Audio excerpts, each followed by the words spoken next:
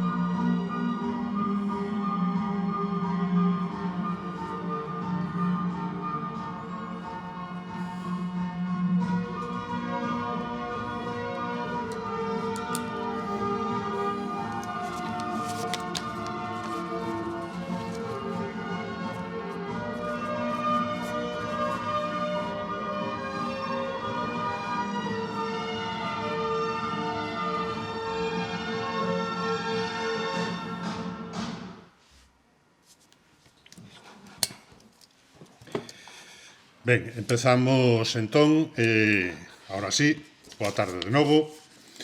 Eu son Manrique Fernández e son o encargado desta presentación. En principio, a min dixéronme que tiña que presentar ao autor e facer unha introducción ao libro. Presentar ao autor aquí en Mondarei Balneario pareceme case de chiste. Todos sabedes perfectamente quen é Roberto Mera e sabedes das súas inquedanzas sociais e políticas. Sabedes que foi fundador de Adenco, que foi tamén fundador do BNG, que foi concelleiro do BNG en Pontareas na oposición, dando bastante guerra ao entón alcalde Pepe Castro. Sabedes que despois abandonou un pouquiño esa primeira liña da política, ata que foi recuperado novamente por outro Pepe, a quen convén lembrar aquí, neste caso Pepe Represas, que agora volve a ser concelleiro, agora xa con responsabilidades de goberno, e que bueno, cabe preguntarse, coñecendo este breve currículum, de onde pode vir a este home tanta inquietude, tanta inquedanza, sobre todo a nivel político e a nivel social. Evidentemente, calquera ao que lle preguntedes, vos dirá que isto ten que ver coa familia, cos amigos, co ambiente no que se criou e con todas estas cousas. Pero neste caso en concreto hai un personaxe bastante especial que, tal e como eu vexo, ten moito que ver nesas inquietudes políticas de Roberto Mera. É un tal tío Alejandro do que el oía falar de vez en cando na súa familia, pero que non tiña moi claro quen era. Entón, en certa ocasión, decidiu investigar a ver quen era ese tal tío Alejandro do que se falaba ás veces incluso medio asagochadas na familia, porque eran tempos, en fin, nas que a situación política non era actual. Empezou a investigar a ver quen era este personaxe e resultou ser Alejandro Viana Esperón. E despois de 20 anos investigando sobre este personaxe, chegou a publicar este libro. Resulta ser, corríxeme se me equivoco, tío bisavó. É dicir, hai certo grau de parentesco entre un e outro e de afinidade ideolóxica tamén, como iremos vendo máis adiante. Entón, estes 20 anos, Roberto atopou moitísima información sobre este personaxe. Sabía que procedía dunha familia humilde, pero empezou a ver, por notas de prensa e por outro tipo de documentación, que se convertiu nun empresario de éxito en Vigo, que foi concelleiro en Vigo, que máis adiante foi candidato a Cortes pola Fronte Popular, hasta que o estourido da Guerra Civil, que, por certo, el pillou no en Madrid entregando o estatuto no Parlamento, que se votara apenas unhas semanas antes, o estourido da Guerra Civil colleo, como podedes ver, como parte da estrutura do goberno da República e, polo tanto, foi perseguido polos golpistas. Esta persecución, supoño que despois Roberto nos dará máis detalles sobre ela, acabou cando xa cara ao final da guerra tivo que exiliarse en Francia. E aí, en Francia, no exilio, e insisto, como parte da estrutura do goberno no exilio, é onde empeza a etapa máis relevante na vida de Alejandro Viana, polo menos desde o meu punto de vista. En Francia asume diversas responsabilidades no SERE, que era o Servicio de Evacuación de Refuxiados Españois, organizando a axuda, a supervivencia de tantos e tantos refuxiados. Ahora mesmo estamos, por desgracia, excesivamente acostumados a ver este tipo de cousas polos informativos. Mesmo agora co asunto de Ucraína, vemos o que está pasando e como Polonia está recollendo a tantos e tantos refuxiados, pois naquel momento Francia fixo un pouco o mesmo. Eu teño que recoñecer que hasta que Roberto non empezou a investigar este traballo, fai como uns 20 anos aproximadamente, que de vez en cando me pasaba algunha información sobre o que estaba facendo, por cuestións da vida, a min non me dera por pensar nunca no complicado que é organizar a vida dos refuxiados no exilio. Xente que non ten absolutamente nada, por non ter, moitas veces non ten nin documentación siquiera, coa que poder acreditar a súa existencia, digamos, pa canto máis a súa supervivencia. Nin comida, nin roupa, nin un sitio onde dormir, nin nada, de nada, de nada. Este Servicio de Evacuación de Refuxiados Españois, o SERE, encargouse deso e de moitas outras cousas. Encargouse, sobre todo, de buscar acomodo a estes exiliados en países, sobre todo sudamericanos, e principalmente en México. Así, durante o tempo en que Alejandro Viana estivo en Francia con estas responsabilidades, chegou a sacar do país a un total de 17.000 refuxiados, según certos cálculos. Entre outros, isto xa como simple curiosidade, nun buque que se chamaba Ipanema, iba un tal Florencio Delgado Gurriarán, ao que este ano lle dedicamos o Día das Letras Galegas, o mes de maio, e que puido escapar e fuxir de Francia cara a México gracias ao traballo do SERE, supoñemos que coa axuda de Alejandro Viana. Despois chegaría a Segunda Guerra Mundial, a invasión nazi de Francia, a persecución, de novo, e a fuxida do propio Alejandro Viana cara a México, donde morreu varios anos despois. Isto en canto ao que se refira á historia de Alejandro Viana. Pero eu quero comentar algunhas cousas que supoño que Roberto non dirá por unha cuestión de modestia. Pero quero falar de como está escrito este libro. Porque este libro, como digo, é froito da investigación de 20 anos, e iso nótase na súa lectura. Nótase as constantes referencias, as citas de documentación, os movementos que el tivo que facer durante todo este tempo para recompilar boa parte desa información. Organizou, ademais, dunha maneira cunha estrutura bastante fragmentaria, con capítulos cortiños, que fai que a lectura se faga áxil. De alguna maneira, case poderíamos decir que é un relato novelesco de intriga política. Quero decir con isto que, aínda que é un estudio ben feito, sisudo, digamos, sobre o personaxe de Alexandro Viana, non é o típico ensaio aburridos, non todo o contrario. É bastante amena, a lectura é bastante amena, é bastante fluida, síguese case como se fose unha novela.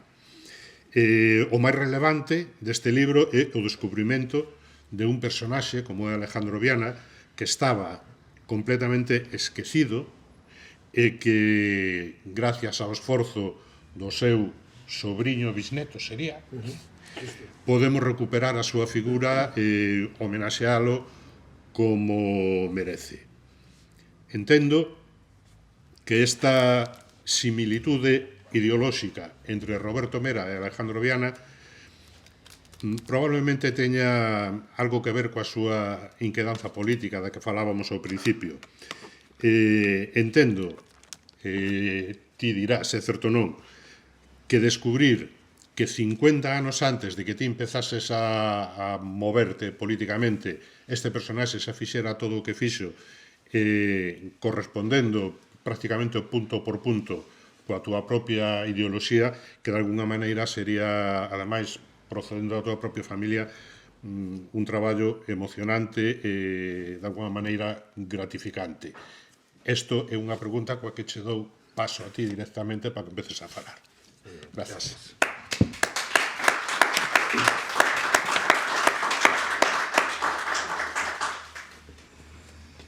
Bueno,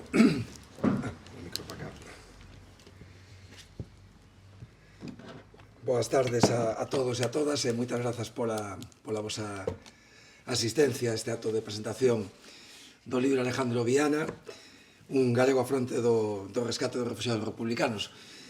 Para min, este traballo que logo pocho contestar a pregunta, pero vou empezar co que teño preparado así na cabeza, facelo este traballo de investigación que agora culminou coa publicación do libro realmente foi probablemente o máis importante que fixen na miña vida, non o feito de publicar un libro, que tamén é algo inédito e novidoso para min, senón o feito de rescatar a unha persoa que estaba absolutamente esquecida. Para min foi como un traballo casi de resurrección dunha persoa que estaba morta no sentido máis estricto e máis profundo da palabra, morta, esquecida, e, por tanto, a satisfacción de ter esa sensación de volver a vida a unha persoa é algo bastante difícil de explicar, pero é a sensación que me produciu todo este traballo. Como digo, ahora culminou coa publicación do libro onde se conta unha parte da súa vida. Como dicía antes Manrique, eu dende pequeno sempre escoitara falar na casa do meu avó, do meu Ponciano, do tío Alejandro, non? El falaba moitas veces do tío Alejandro, o meu pai tamén.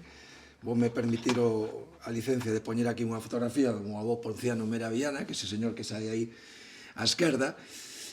Falaba do tío Alejandro con certo orgullo e comentando simplemente que fora deputado, e iso era un motivo para presumir na familia, tivéramos un parente deputado, e que morrera en México, pero nada máis, non se comentaba absolutamente máis nada, si deputado de que partido, por que se fora a México. Evidentemente, cando un é pequeno tampouco dá máis importancia á cuestión, e con iso é máis que dabondo, non? O meu avó, de alguma maneira, é o enlace entre ese pasado e o presente no que Viana xa, por fin, digamos, aparece de novo entre nós, non? E a foto que está ao lado reflexa precisamente esa conexión entre o presente e o pasado. O meu avó viviu ata o ano 2013, como dixo antes Manrique, tamén a investigación e a descoberta de Alejandro Viana empezou no ano 2000, grazas ao meu avó. A foto que está ao lado é unha foto do meu avó no frente de Teruel, porque el foi mobilizado no bando franquista, non? Bueno, como digo, a primeira información que eu teño da existencia de Alejandro Viana é a través da miña familia, en particular do meu avó, que fala do seu tío Alejandro, pero sin máis información. E depois de pasado xa un tempo, cando un colle unha formación política, histórica, cando menos básica, pois un día de casualidade, e xa falo do ano 2000, eu xa tiña prácticamente 30 anos, pois de casualidade eu formulo unha ecuación e vamos a ver, deputado en México, cando un xa sabe que México foi o destino dunha boa parte dos exiliados, me fixo pensar na posibilidade de que fora deputado republicano e tivera morto en México como exiliado. Entón, preguntei ao meu avó e efectivamente me confirmou que fora así, non? Tiña guardado un cartafol que nunca sacara antes en todos eses 30 anos da miña vida dun caixón onde tiña metido, tiña o cartafol con varios documentos, algunhas cuestións mecanografiadas por él que fixera para a Enciclopedia Gallega que nunca se chegaron a publicar sobre o seu tío, e unha reportaxe do Foro de Vigo dos anos 90 onde se falaba de Alejandro Viana, sobre todo a súa etapa en Vigo antes do 36, pero se facían unhas referencias ao labor humanitario durante o exilio, non? E iso, unido a un par de fotos que o meu avó ainda conservaba, pois foi motivo da bondo para decir aquí hai que empezar a investigar e saber que hai detrás de Alejandro Viana e como foi a súa vida, non? Bueno, primeiro foi, evidentemente, empezar coas fontes orais. Había que xa entrevistar a xente que todavía vivía e que podía ter coñecido a Alejandro Viana, que podía ter información de interese. Co tempo lamentei ter chegado un pouco tarde, porque se tivera empezado xa nos anos 90, pois teria tido a posibilidad de falar con persoas que morreron durante os anos 90 e que incluso tiveran vivencias persoais con Alejandro Viana, non? Bueno, ainda así, tiven a sorte de contactar con persoas no ámbito da súa familia que me facilitaron información, que me facilitaron documentación, que me facilitaron fotografías. Vamos ver aquí algunhas. Cando contacto cunha sobrinha política del, me di que sí, que ten fotografías, lle pregunto se me permite facer copias desas fotos, e a resposta sorprendente foi que non, que me mandaba o álbum de fotos para min para que me quedara con ese álbum porque estaba nun fallado e iso calquer día mellor pues, se desfarían del porque ali non había un interese real por esa persoa, non?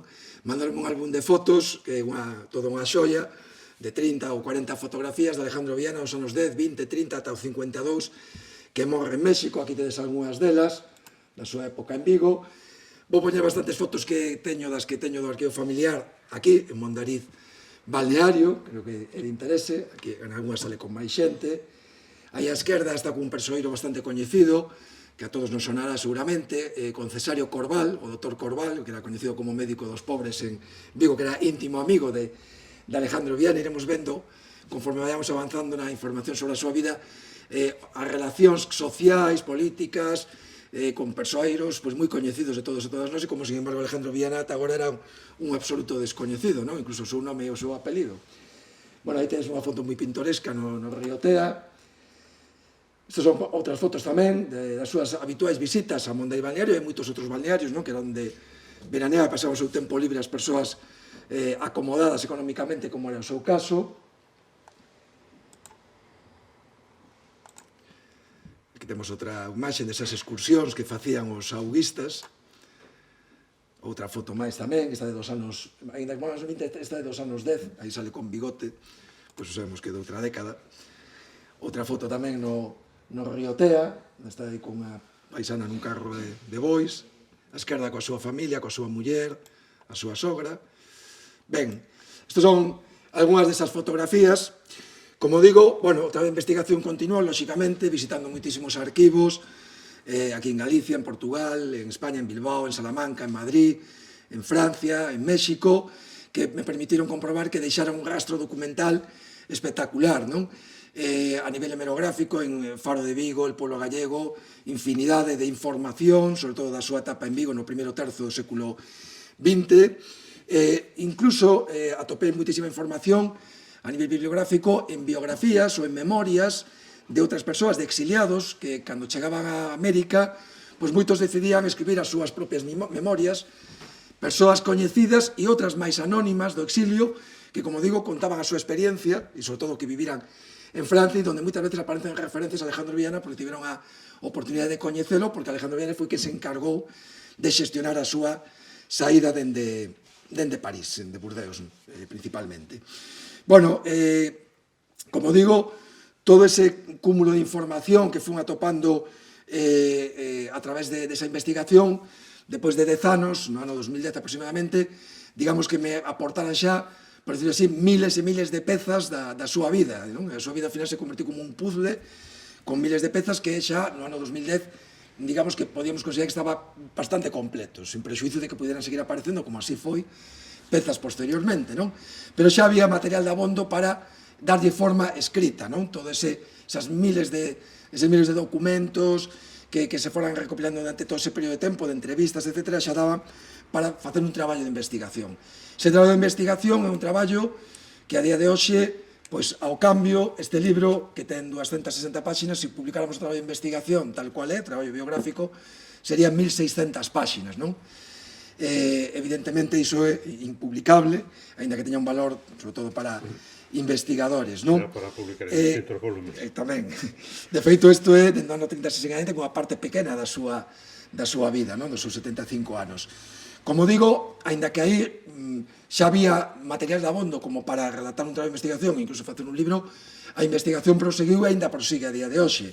Entre outros motivos, porque con todos os avances tecnolóxicos que ten habido nos últimos tempos, agora mesmo pois é moito máis doado atopar información que antes era moi máis dificultoso, non? Hoxe en día, pois, con toda a digitalización de arquivos públicos e privados e eses documentos que se suben á rede se poñen disponibles para o público, iso facilita atopar cousas que, ao mellor, incluso en un momento dado, un non tiña nin a máis mínima idea, nin a máis mínima pista para facer ese tipo de búsquedas. Antes había que ir aos arquivos, mirar os fondos que ali había, os índices, e en función da temática, pois, ir buscando documento por documento o que puderas atopar. Agora faz búsquedas por internet, che poden aparecer, como me pasou a min hai poucos anos, que de repente me aparecen 30 cartas de Alejandro Viana a Bernardino Machado, unha delas, por exemplo, esta que temos aquí, 30 cartas a Bernardino Machado, que fora o presidente da República Portuguesa, que se exiliou a Galicia coa ditadura de Salazar, e que me permitiron descubrir que Alejandro Viana fora o anfitrión do presidente da República Portuguesa durante a súa estadía no exilio aquí en Galicia, incluso apoiando económicamente, pagando a pensión a exiliados portugueses que se refugiaran en Galicia a finais dos anos 20 e principios dos anos 30. A mí nunca se me ocurriría ter ido a Fundación Mario Soares e o arquivo Bernardino Machado, porque non tiña ni a máis mínima pista, ni a máis mínima referencia que me fixera pensar que Alejandro Viana tivera relación con este home.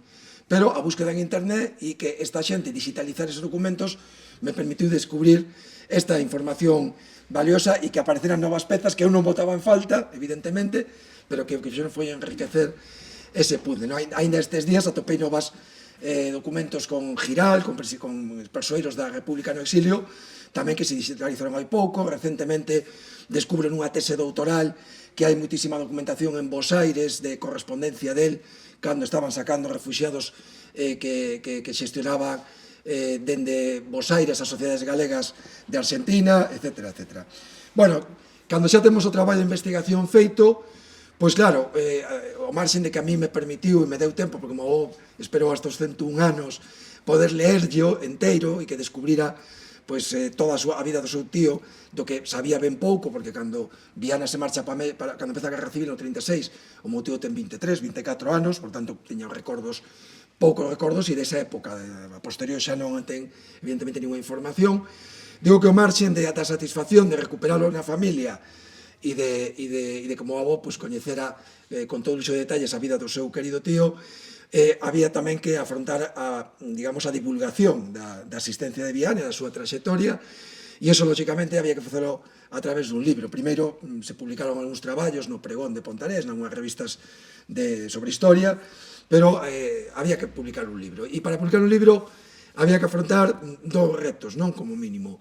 Un era resumir, porque evidentemente o que non quería era publicar un libro de 1600 páxinas que ao final chocolle en 4 amigos, o coloca nunha estantería que ocupa bastante sitio e que dificilmente lerán o mellor as primeiras 10 ou 15 páxinas, non? Do que se trataba era de dar a coñecer a figura de Alejandro Viana e compartir coa xente toda esa trayectoria, os seus valores, os seus principios, non? Por tanto, había que resumir, e a mí o de resumir se me dá mal, espero que se non dar exemplo, pero é unha cuestión complicada e ao mesmo tempo dolorosa, porque cando un ten xa unha información tan profunda sobre unha personaxe coa que tes ademais unha relación afectivo-familiar, bueno, que a vez que recortas, como que che doi, e ademais non sabes exactamente que recortar, que a vez que estás quitando algo para resumir, sabes que estás privando a xente de saber esa cuestión, ese aspecto da súa vida, e ao principio era un pouco complicado. Bueno, ao final o objetivo cumpriuse, porque efectivamente o libro, dende o punto de vista cuantitativo das súas páxinas, é asequible, son 200 e pico páxinas que se leen, digamos, con facilidade, non? E o segundo reto era convertir un traballo académico que é denso de por sí, que é un traballo complexo, difícil moitas veces de leer, con moitísimas notas a pé de páxina, citando todas as fontes de todo o que se está afirmando nese traballo, convertilo en algo que sexa ameno. É certo que había unha ventaxa de partida que é o feito de que dende o ano 36 para diante, que iso tamén foi unha forma de resumir, contar a súa vida do 36 en adiante e deixar para outro volumen a vida anterior ao ano 36, principalmente en Vigo. Como digo, había unha ventaxa que era que a historia de 36 en adiante é unha historia bastante épica, non? Unha historia casi de película, o guión de película, pero aínda así, eu tamén aí non sabía moi ben como facer. Eu estou acostumado a facer demandas judiciais polo meu traballo e escribir notas de prensa, pero dotes literarias, vamos, nada de nada, non? E entón, tampouco non sabía moi ben como cambiar ese estilo, que era un estilo pois un pouco aburrido, como é habitualmente calquera ensayo ou calquera biografía. Bueno, depois de darlle voltas, atopei a fórmula, non sei se conseguín o resultado esperado, aínda que a xente di que sí, os que leron o libro din que se lee rápido, ameno, que parece casi como unha novela. Bueno, non é tanto mérito meu, se efectivamente se conseguiu, sino mérito dos materiais que atopei, non?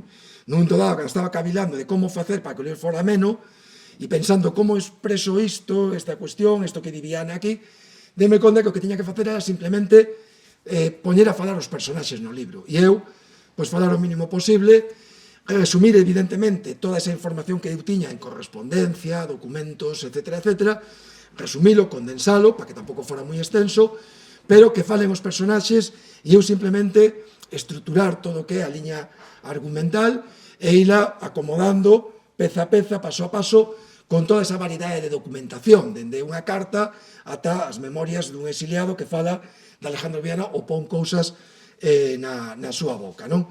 De feito, pois, efectivamente, hai situacións que aquí se narran e nas que, ademais, conseguín que apareceran esas pezas que me faltaban nun momento da investigación grazas a memorias como as de Ramón López Barrantes, o presidente do Banco Exterior de España, que se exiliara a Francia, e que é o que nos conta que está facendo Viana en Burdeos unha vez que os nazis ocuparon París e toda a poboación fuxiu cara a esta cidade francesa, non?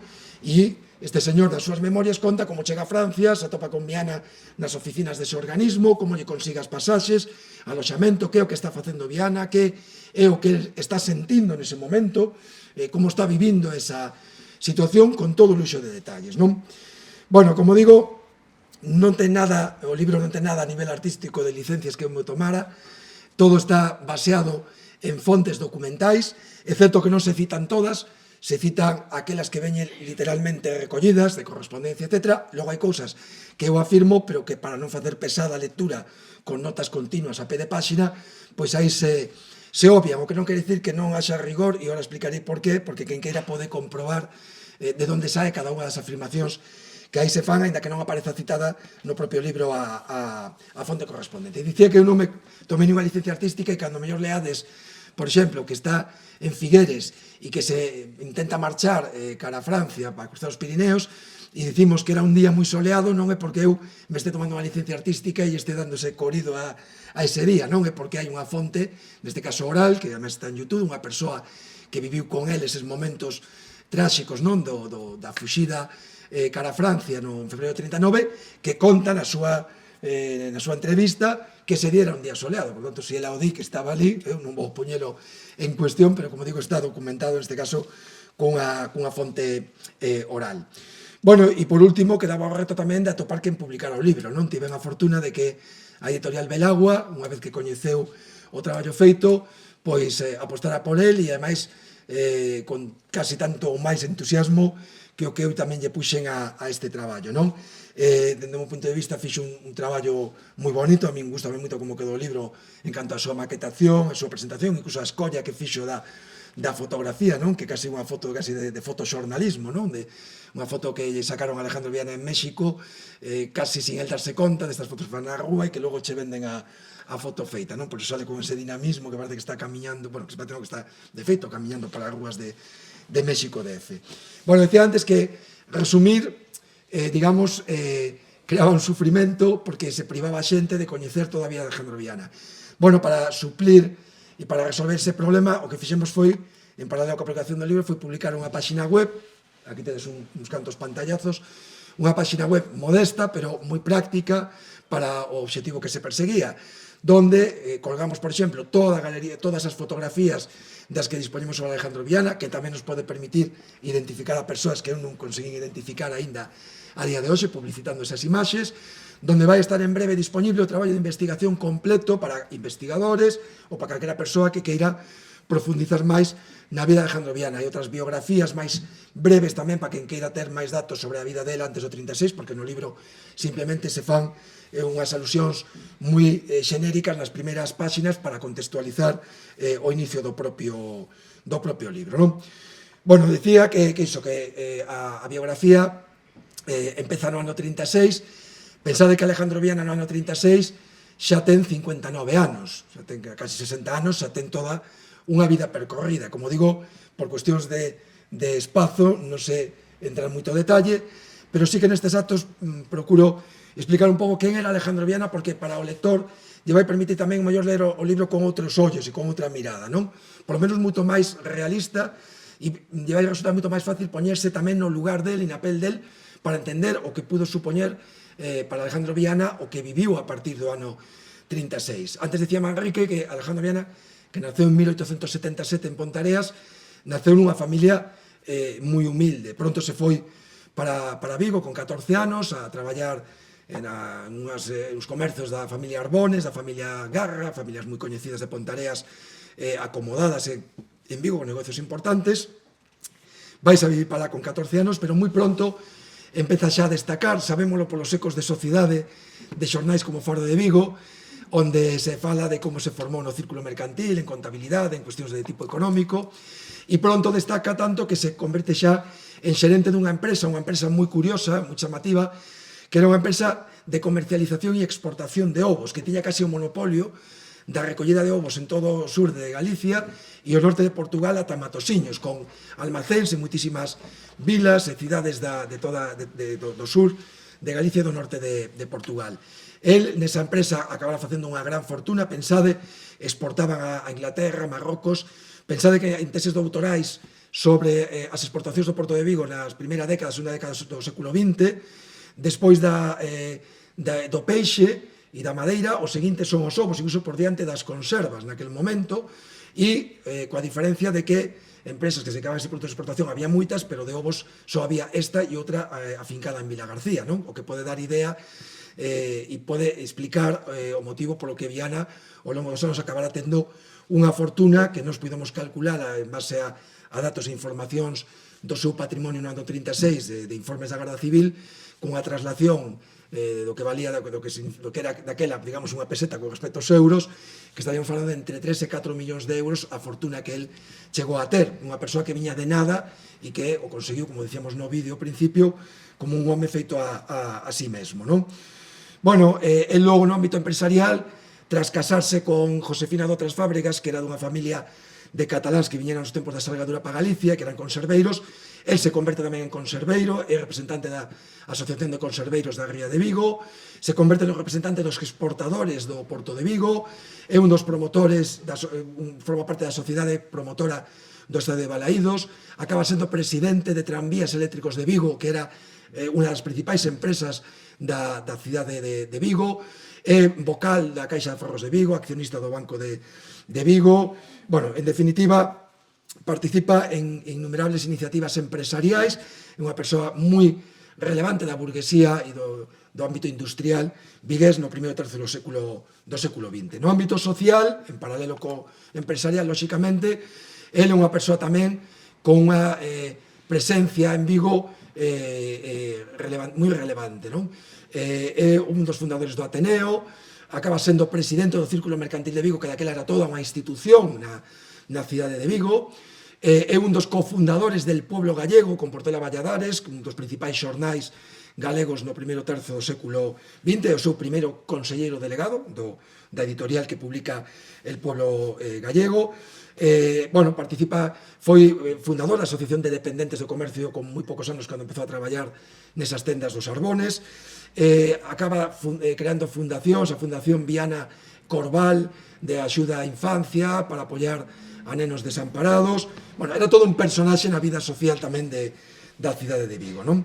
Para que vos fades unha idea tamén, pois aquí un exemplo, el tiña moita relación con Portugal por as cuestións económicas, tanto é así como o avó si lembraba que Viana tiña unha habitación alugada todo o ano nun hotel de Porto, polas visitas tan frecuentes que facía a Portugal, e tiña unha extensa rede de relacións sociais e políticas en Portugal. Isto é un exemplo, isto é unha nota, un artigo de prensa ao Pueblo Gallego nos anos 20, un partido que organiza Alejandro Viana entre o Porto e o Celta, en Portugal, para recaudar fondos para un sanatorio portugués.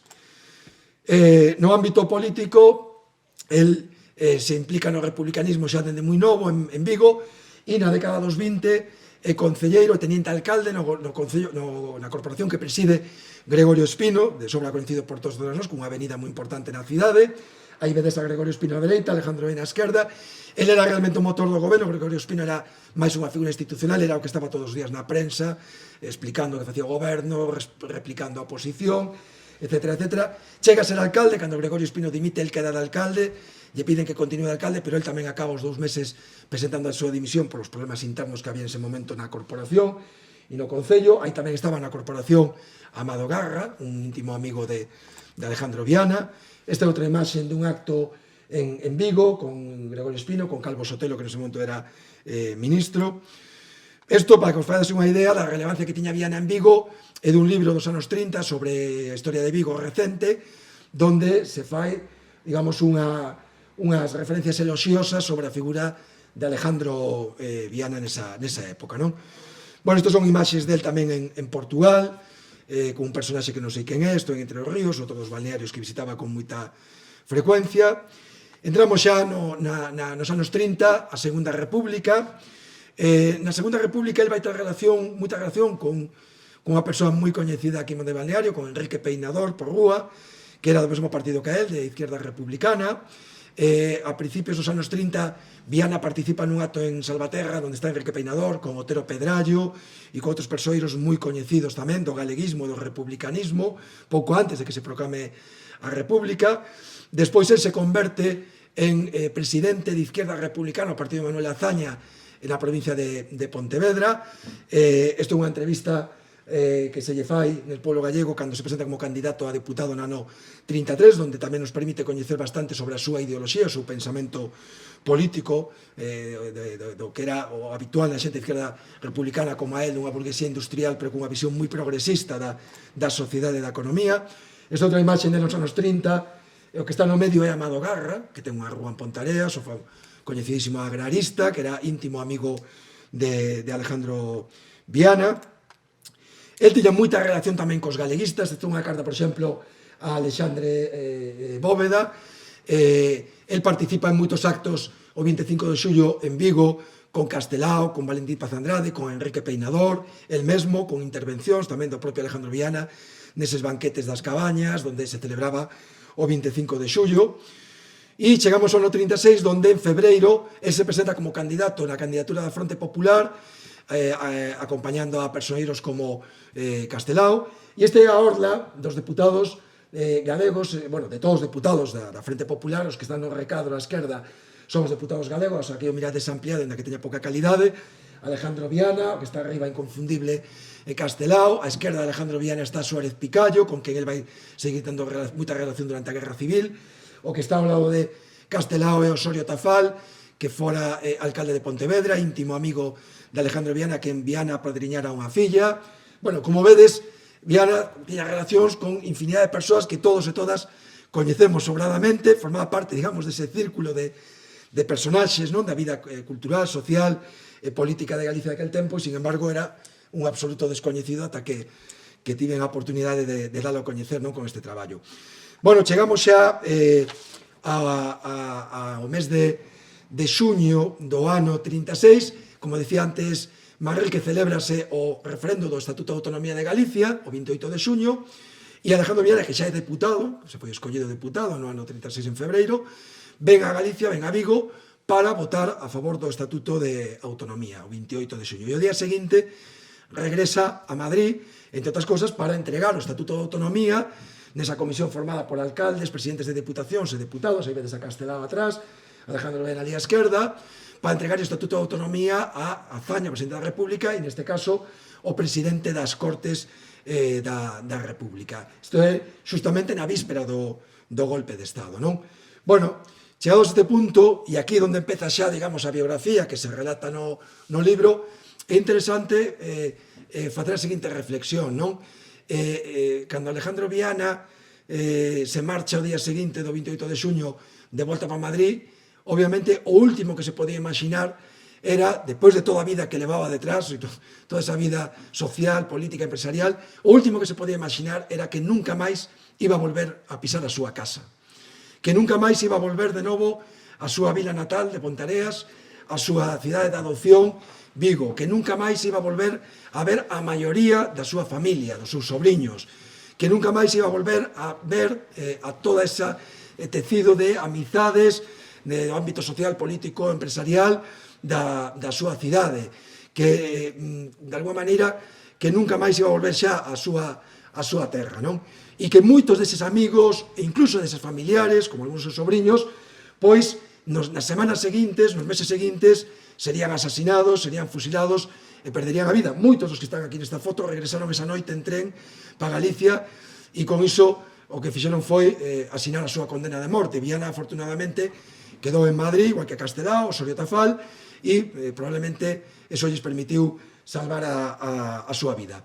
Falaba dos seus sobrinhos, antes me esquecín comentar, el non tivo descendencia, pero nos primeiros anos do século XX, despois de casar con Josefina Dotras, ao pouco tempo tivo que facerse caso, decidiu facerse cargo de 6 sobriños que quedaron desamparados cando a súa irmán, a nai destes rapaces, morreu e o pai os deixou abandonados, vivían nas neves e apareceron en Pontareas, que iso tamén se acordamos o avó descalzos, 6 nenos de menos de 10 anos, que el acolle como se foran os seus fillos, lles dá educación, lles dá formación, e 2 deles, ao iniciarse a guerra, morre, non? Efectivamente, empeza a guerra civil, un dos seus sobrinhos é detido, torturado e asasinado en Pontareas, Javier Estevez Viana, Enrique Peinador tamén será un dos seus amigos que será tamén asasinado, fusilado, e outro sobrinho del, que era médico e vivía xa en León, se alista no exército republicano e aos poucos meses morre en combate como tenente médico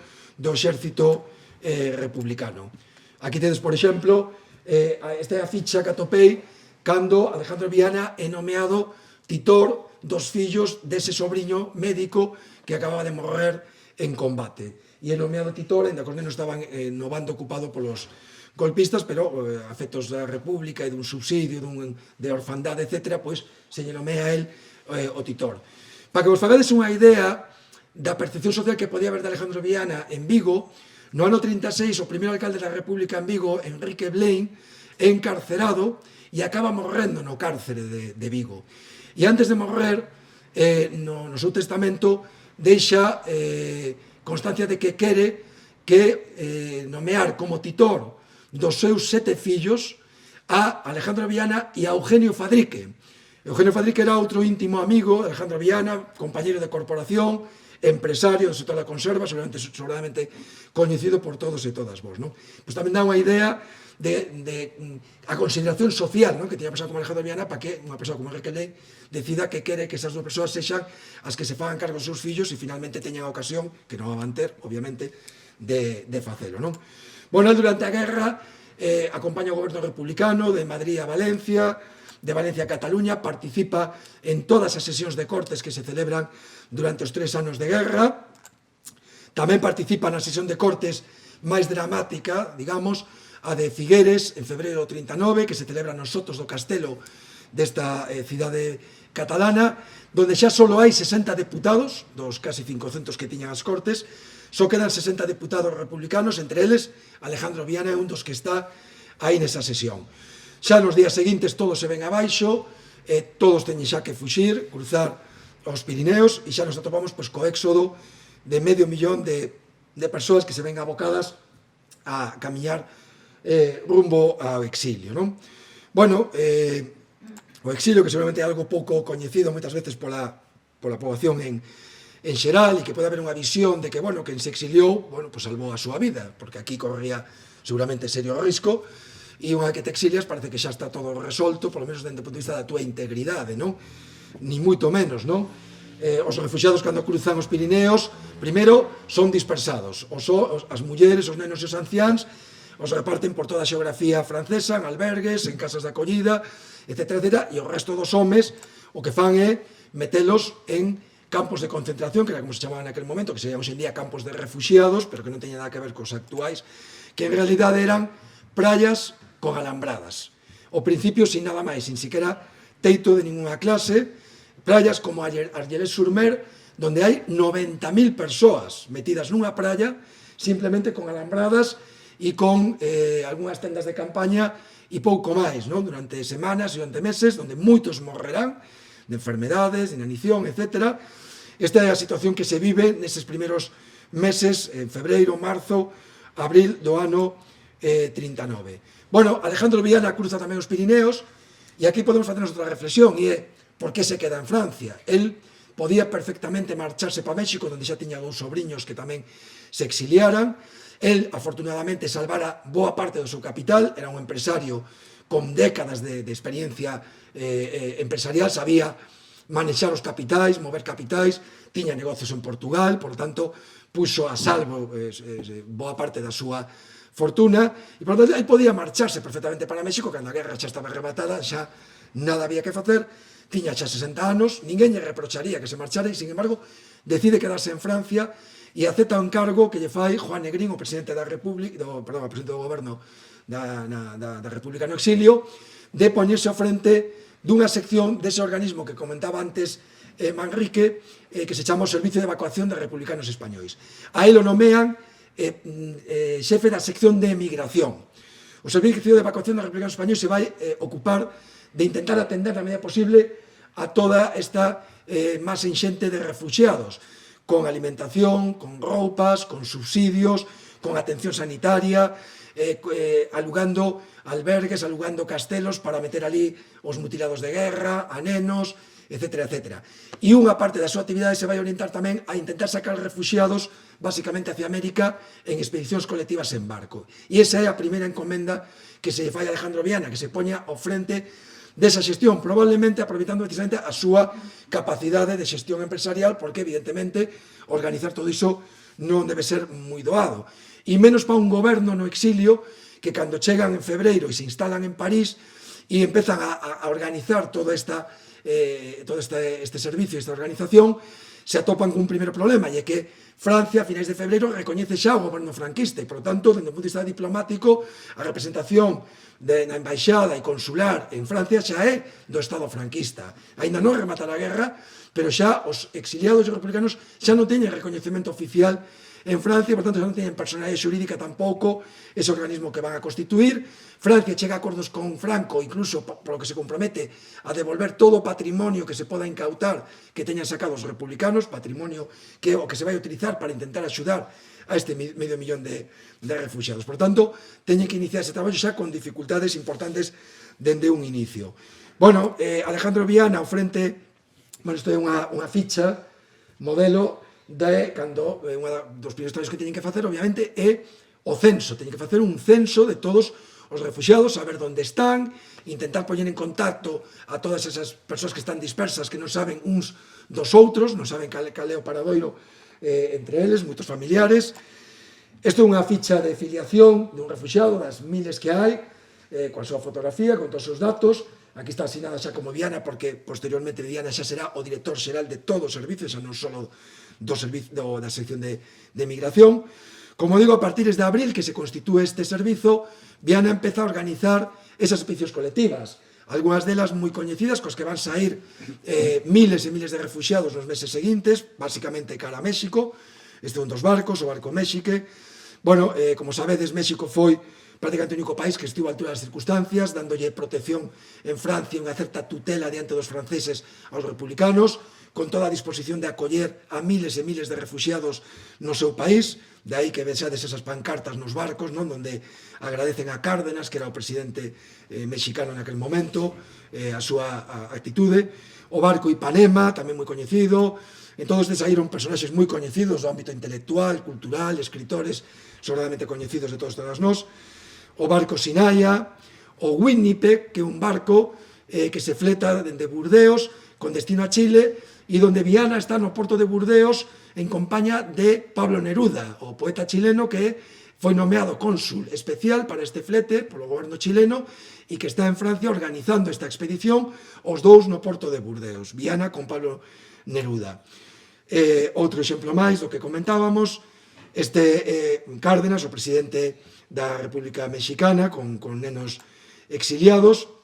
Ben, isto xa, como digo, a finais do ano 39, cando xa as cosas empezan a complicar, Francia xa entra en setembro en guerra con Alemania, hai xa os problemas tamén con a Unión Soviética, que inicialmente fai un pacto con Hitler, e iso suscita os problemas xa de persecución en Francia de todo o que cheira comunismo. A partir de aí, entón, o servicio de evacuación empeza a sufrir intervencións policiais, incautación de documentación, de cartos, persecución judicial. Viana ten que estar comparecendo nos xulgados habitualmente para dar contas de onde sale o diñeiro que se está manexando para axudar os refugiados republicanos. Tanto é así que nunha das intervencións pois ten que facer unha ronda de prensa en París diante dos xornalistas, onde ele, por certo, dentro dese carácter autodidacta, dende moi novo aprendeu francés, o que lle serviu despois de moito nesta situación.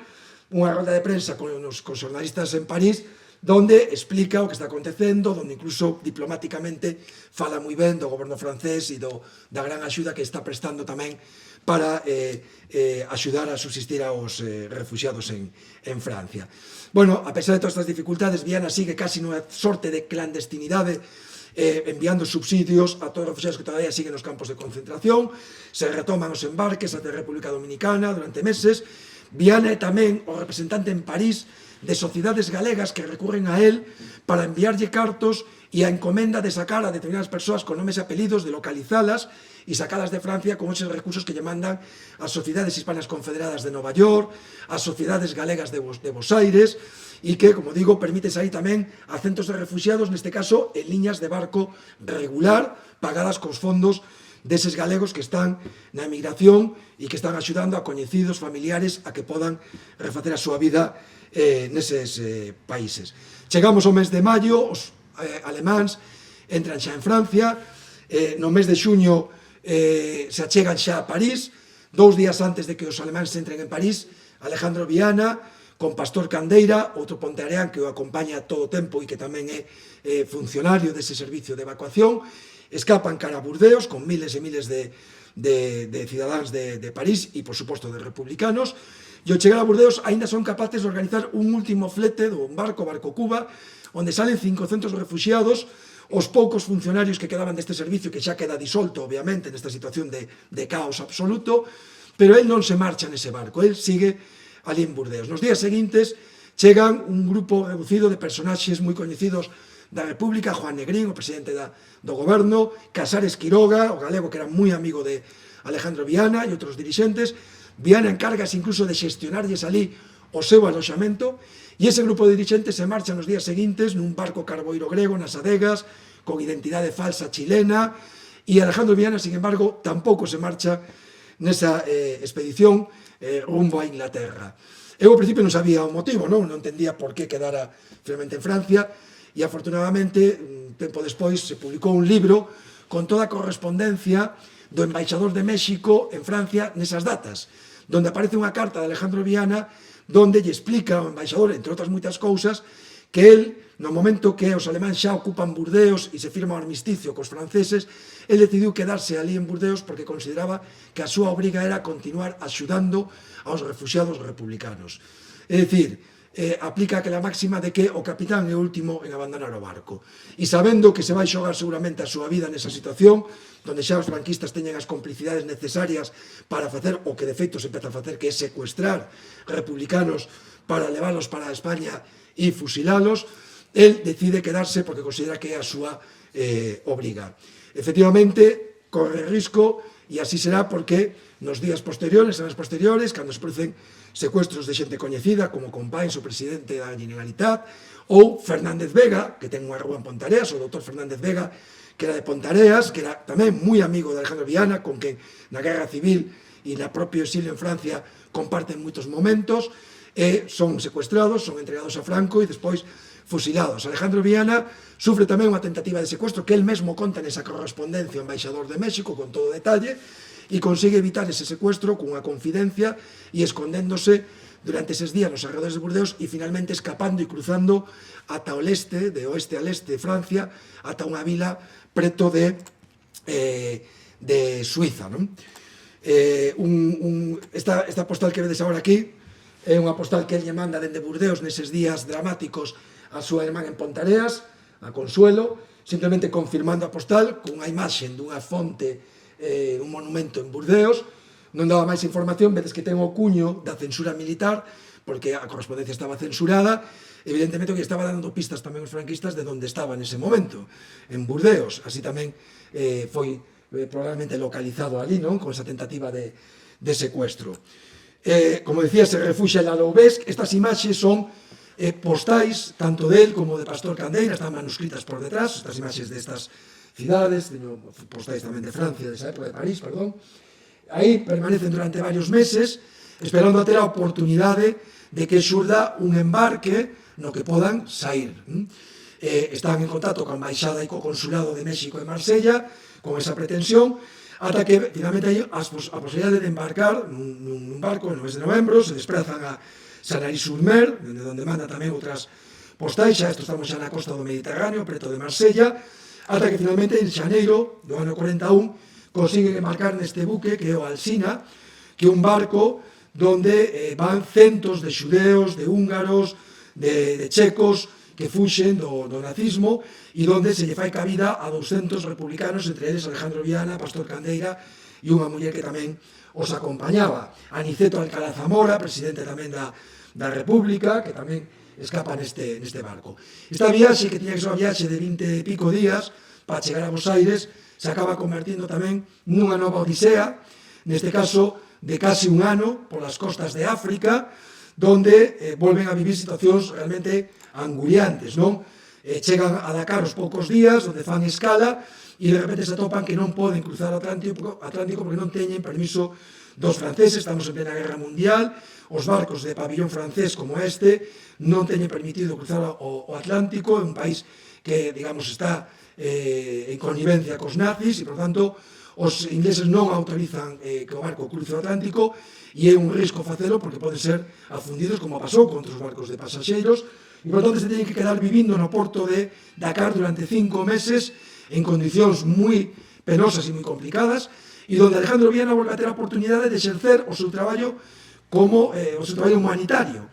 Neste caso, recibe dende Londres 100.000 francos deses organismos republicanos que seguían operando, neste caso de Inglaterra, que reparte entre todos os pasaxeiros para que podan subsistir durante eses meses dentro do barco. Finalmente os devolven a Casablanca, onde de novo os internan neste caso nun campo de concentración durante varios días, dos que consiguen sair gracias á intercesión do cónsul de Bos Aires en Casablanca.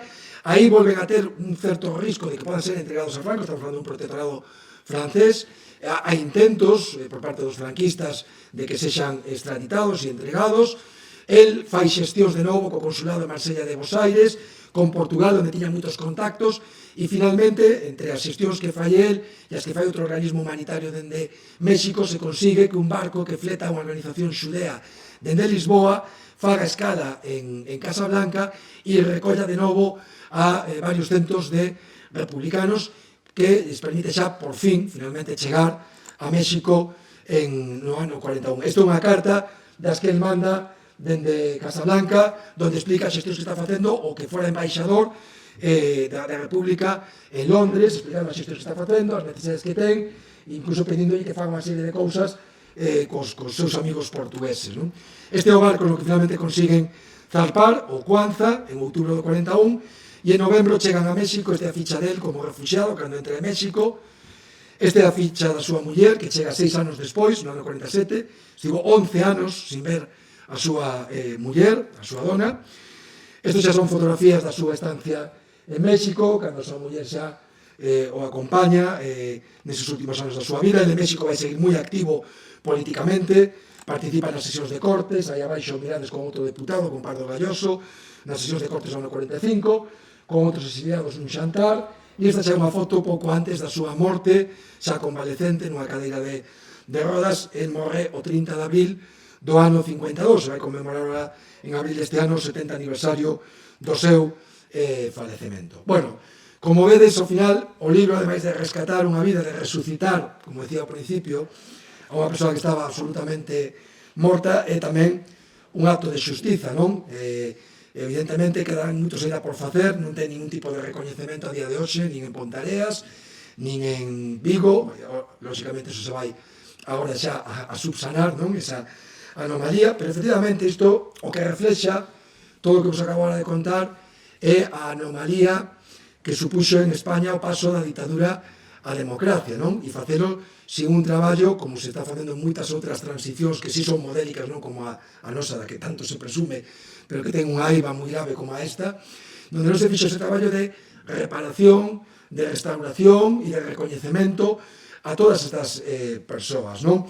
Esa anomalía se reflexa na propia historia de meu avó, non? De como el falaba do seu tío, pero nunca, ata que eu lle pregunto, nunca se lle ocurrirá falar en detalle do que tiña incluso ali guardado nun cartafol, non? Que estamos falando do ano 2000, cando iso xurde, porque eu lle pregunto, non?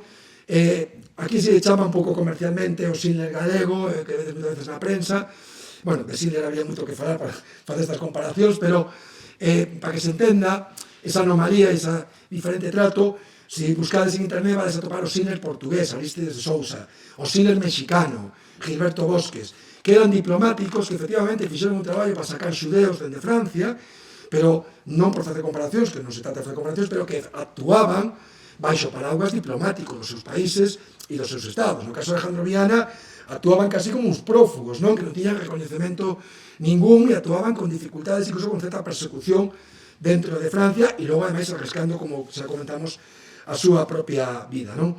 Como vedes, é unha anomalía, da que incluso parece sorprendente que hoxe en día, casi 50 anos despois da remate da dictadura, cando se fala incluso de memoria histórica e de facer este traballo, aínda se polemiza sobre o asunto, aínda é obxeto de discusión e polémica se se debe ou non facer traballos desta índole. Co cal, levamos casi 5 décadas donde todo este traballo queda en mans do voluntarismo e das casualidades. Do voluntarismo, das casualidades como a miña, que foi unha pura casualidade, que o meu avó fala do seu tío, que eu preguntara un día se me ocurrira relacionar diputado en México, que o meu avó ainda seguira vivo no ano 2000 e me permitira tirar do fío, e o voluntarismo de decidir a partir de aí dedicar parte do meu tempo a rescatar a vida de Alejandro Viana. Así se fixo a recuperación da memoria democrática deste país ata agora, e, por tanto, vai sendo hora xa de que isto se faga de unha forma ben organizada e con un apoio institucional que é necesario se se quere facer ben un traballo destas características. E, por último, bueno, o libro, xa o mirachedes na miña exposición, creo que tamén fai xustiza co goberno da República no exilio, non? Probablemente poucas veces na historia comparada se pode atopar exemplos de un goberno derrotado e xa non recoñecido nun país limítrofe, donde os seus dirigentes, en lugar de marcharse e buscarse a vida, que tampouco ninguén seguramente lle reprocharía nada, deciden quedarse, fan a previsión necesaria de sacar recursos económicos para o estranxeiro posterior e dedican o seu tempo, os seus esforzos, incluso xogándose finalmente a vida, como o caso de Alejandro Viana, simplemente para axudar, porque consideran que unha obriga moral protexer a eses milleiros, eses centos de miles de refugiados que arriscaran a súa vida nos campos de batalla, que corrían serio risco no exilio incluso de ser entregados de novo a Franco, e decide facer ese traballo organizando unha estructura como sere que é realmente impresionante, todo o que se monta aí para atender a todos os refugiados, e na lectura do libro, ainda que sexa dunha forma moi someira, un se pode achegar perfectamente á complexidade e ao volume de axuda que se xestionou dende este organismo. E por último, bueno, eu creo que tamén unha forma de traer entre nós non son personaxes, senón sobre todo os seus valores, non? Os principios e os valores que inspiraron a súa vida, non? A rectitude, a honestidade, a xenerosidade co que actuou Alejandro Viana, e tamén permite ver que tiñamos antes do 36. Cando moitas veces coitamos iso de que aquí nunca houbo burguesía, como en Cataluña, aquí nunca houbo tal. Non, claro que aquí a houbo. O que pasa é que acabaron con ela no 36, desapareceu, e depois de 40 e pico anos, 50 anos, evidentemente iso non é tan fácil de recuperar, non? Entón, de alguma maneira, o libro tamén permite que teamos unha visión fiel do que foi a historia do noso país durante todo o século XX. Bueno, mañá xa vos avisei que eu, para resumir, era bastante desastre, xa pudechedes comprobar na miña intervención, e nada, simplemente agradecervos a vosa presencia, porque estando aquí, pues, de alguma maneira estadesme tamén axudando neste traballo de resucitar o meu tío bisavó Alejandro Viana. Moitas grazas.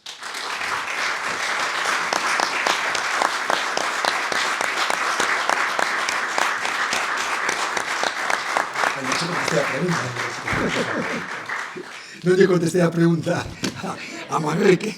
Como era a pregunta que sabes que tiene? Que supuxo para ti verificar que ese personaxe que estabas investigando tiña tanta vinculación ideolóxica contigo? Bueno, aquí vou contar unha anécdota que é moi simpática, ademais, porque un momento que, nun aspecto moi puntual, pero que levei un susto, non? Cando tivemos unha entrevista a un sobrinho dele na Coruña, nos comentou que ele era un rapaz de instituto, de bacharelato en aquel momento, e que se acordaba de que despois do 28 de xuño marchara a Madrid de vacacións co seu tío, no ano 36. Volveu para cá antes do 18 de xullo, claro, pero marchou para lá un par de semanas co seu irmán, e entón nos comentaba que, estando ali en Madrid, que Alejandro Viana os levou a ver unha corrida de touros. Claro, cando dixo iso, dixeme, bueno, faltaba. Porque xa tiñamos nosa información boa de, isto sí que é un lunar, ¿no? Para mí, por lo menos, de a miña mentalidade, se non podo creer, o sea, que lle gustaban os touros, pero a mí non me cadra isto, nun personaxe como a él. Pero bueno, dixe, bueno, que vamos a facer? Tenemos que ver como edulcoramos esta pasaxe da súa vida. Pero, dito iso, acto seguido explica e di, sí, nos levou a ver unha corrida de touros, e cando estábamos allí, e xa empezada, nos di, trouxemos a ver isto para que vexades a salvaxada e a crueldade que isto dos touros e como funciona este país. E dixe, bueno, menos mal que a historia completa é outra ben diferente, non? Bueno, efectivamente, eu, sabendo que era republicano xa era máis que dabondo, non? El, aínda que tiña unha certa proximidade cos galeguistas, non podemos dicir que fora un galeguista, ni moito menos, non?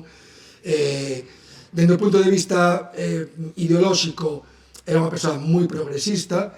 É moi interesante a súa parte da vida, e sobre todo para os que nos gusta a política, sobre o que ao alcalde lle gustará moito cando publiquemos a parte relativa á súa vida antes do 36, cando foi concelleiro en Vigo con Gregorio Espino, porque fixo un labor como concelleiro de Facenda espectacular, non só de saneamento das arcas municipais, sino de poñer en marcha unha política fiscal moi novidosa a raíz do estatuto que aprobou Calvo Sotelo, que implantaba unha serie de sistema fiscal a nivel municipal moi novidoso, e ele o pon en marcha, evidentemente, apretándolle, digamos, as torcas ás clases acomodadas e diñeiradas da súa cidade, das que ele era tamén un deles, era tamén desa tribu, non? E se atopa de repente unha oposición virulenta de todos, digamos, todas esas poderes fácticos, non? De empresariado, registro da propiedade, Cámara de Comercio, na prensa, o Faro de Vigo, pero uns ataques despiadados, e donde Alejandro Viana se defende con frases que casi así literalmente, dicindo que xa vai sendo hora que as clases adiñeiradas de Vigo dediquen parte do que destinan os seus recreos a engrandecer a súa cidade, non? E defende ese tipo de política fiscal de que os que máis teñen, máis paguen por esas razóns, non? Bueno, efectivamente, eu, dende o punto de vista ideolóxico, hai moitos discursos dele recollidos en prensa, en actos de conmemoración da Primeira República, etc., donde nos permite ter un coñecemento bastante profundo do seu pensamento político e político-económico, non? Fala do peligro que implica o maquinismo, que como lle chaman nese momento que se prevé do capitalismo, que pode deixar na indixencia millóns e millóns de persoas, e que, por tanto, hai que traballar dende a política na liña de evitar que o capitalismo teña esas consecuencias. Hai unha cousa moi interesante, cando colla ata de diputado, reflexa bastante o que era a mentalidade naquela época que tiña xente sobre a política, non? E os que se metían en política non ten moito que ver co que vivimos hoxe en día, non? Daquela moita xente se metía en política, como o caso de Alejandro Viana, xa como parte final, digamos, dunha trayectoria vital, donde xa o foran todo, non? No ámbito empresarial, no ámbito social, incluso no político municipal, e donde xa, para eles, dedicarse a política, en este caso como deputado nas Cortes Xerais, é casi como unha cuestión honorífica, donde ademais eles o vinculan de alguma maneira a ese afán ou ese desexo de devolverlle á sociedade o que pensan que a sociedade en boa medida lles deu a eles, sobre todo cando viñen dunha extracción humilde, como o seu caso, e consiguen facer unha gran fortuna, non? e consideran que deben, digamos, destinar parte do seu tempo, cando xa teñen a súa vida máis que arranxada, aos demais a través da función pública, da acción pública, e fala el mesmo de que para el a ata deputado como un símbolo sagrado, religioso, que vai a exercer con máxima rectitud. A min, se me tengo que quedar con algo del, ideolóxico, máis que ideolóxico, casi de principios, e se plasma moi ben en moitos momentos, incluso con bastante dureza, non? No sentido da palabra, é a súa rectitude, non? A súa honradez. Era unha persoa dunha rectitude, dun comportamento intachable, non? Tanto é así que incluso cando Portela Valladares manda eses cartos a Dakar, nas súas memorias di que no Alsina se encargou de facer coa súa escrupulosidade contable coñecida o reparto de 100.000 francos un deputado pontevedrés tal e cual por relación a Viana, non? Dos libros sí que se desprende claramente a rectitude, non? E a honradez e a xenerosidade que tiña. Entón, eu máis alá do que a cuestión política, onde hai moita afinidade no meu pensamento co del, non 100%, porque no galeguismo non é que fora o seu forte, pero efectivamente nos principios e nos valores, sen dúbida, non? Eu creo que calquera que lea se sinte un pouco contaxiado diso e un bo exemplo a seguir, non? Non sei se te contestei a pregunta. Máis ou menos. Non sei se alguén do público quere preguntar algunha cousa. Está todo explicado. Bueno, parece que fixen spoiler do libro, pero hai moitas cousas que non contei, que están no libro. Sí. Parabéns, porque foi un placer escutar esta presentación. Eu que xa tamén fixe unha pesquisa por un antepasado, diferente do leiro ademais, pois eu sentí moita emoción nos momentos que fun atopando o nome dos meus antepasados, da prensa, bueno, pois sí, da los registros digitalizados de varios organismos públicos. Imagino que bueno, a miña pesquisa foi máis privada, non? Tan emocionante que, bueno, que foi moi emocionante, imagino a carga de emoción que te sentirías, que ten que estar sido impresionante. O sea, imagino, o sea, o que sentí multiplicado no teu caso por... Pois sí, ti, efectivamente, ti seguro que podes entender o mellor que moita outra xente porque o viviches ti directamente. Claro, vamos, cada vez que atopaba cousas, case me veñan as vaguas da emoción e da alegría, non? Con moita frecuencia. A búsqueda foi casi, non digo obsesiva, pero eu recordo, por exemplo, na Biblioteca Nacional, buscando libros descatalogados de memorias de exiliados que ni siquiera tiñan índice onomástico, onde buscabas un pouco por a estrutura do libro naquelas partes onde creías que podía haber posibilidades de que aparecera algo. E ao final, cando de repente descubrías que aparecía, xa non era só o feito de que aparecera, sino sabendo que era moi pouco probable que aparecese algo, non? De repente aparecía algo e era impresionante. En Salamanca revisamos 2000 fotografías e pagou a pena porque tomamos unha, na de salía él en México nas cortes no exilio, non?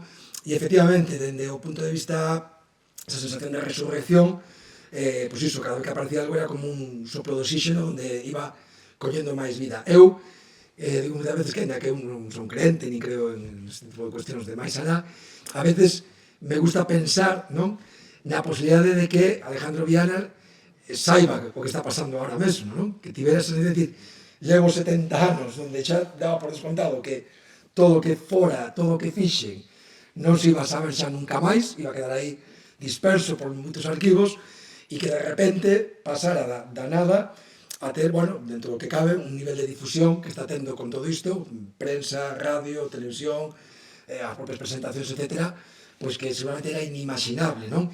E que da maneira se sentiría reconfortado de decir, menos mal que se me fixo xustiza, non? E un poñéndose na pel imaginariamente del, se estivera ahora sendo consciente o coñecedor disto, pois tenta tamén esa emoción do que sentiría, non?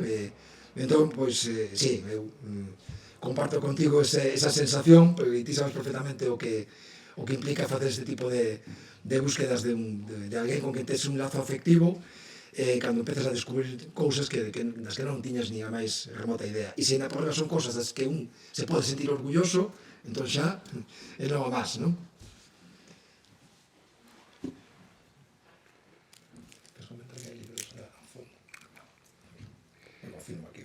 Bueno, pois se non tedes ninguna pregunta máis, damos por rematado este acto. Simplemente lembrarvos que ao fondo, a saída, hai unha mesa onde se queredes podedes mercar o libro.